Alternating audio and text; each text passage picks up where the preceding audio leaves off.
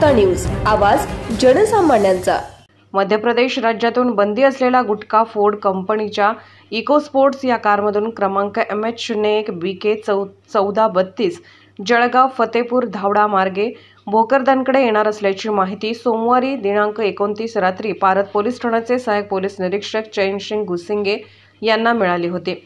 या माहितीच्या आधारे सहाय्यक पोलीस निरीक्षक गुसिंगे यांनी पथकासह धावडा गावाजवळ सापळा रचला होता। पोलिसांना पाहून हे गुटख्याचे वाहन न थांबवता समतानगरच्या दिशेने नेले होते। समतानगर येथील शिवाजी महाराज चौकात आधीच पोलिसांनी काही नागरिकांना रस्त्यात वाहने आडवी लावून गुटख्याचे वाहन अडवण्यासाठी सतर्क केले होते। मात्र रस्त्यावर आडव्या लावलेल्या वाहनांना चिरडून आणि ग्रामस्थांना धडक मारून गुटख्याचे हे वाहन सिल्लोड तालुक्यातील शिवना गावच्या दिशेने वेगाने निघाले होते।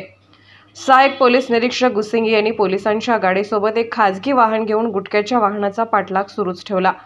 त्यानंतर हे गुटख्याचे वाहन शिवनाकडून आणवा रोडने भरधाव वेगाने निघाले होते। आडगाव भोंबे या गावाजवळ रस्त्यात आडवे वाहन लावून हे गुटखा वाहन मोठ्या शिताफीने पकडण्यात आले। या वाहनामध्ये तब्बल 3,92,000 रुपयांचा गुटखा आढळून आला असून 15 लाख रुपयांची कार आहे। असा एकूण 19 लाखाचा मुद्देमाल जप्त करण्यात आला आहे।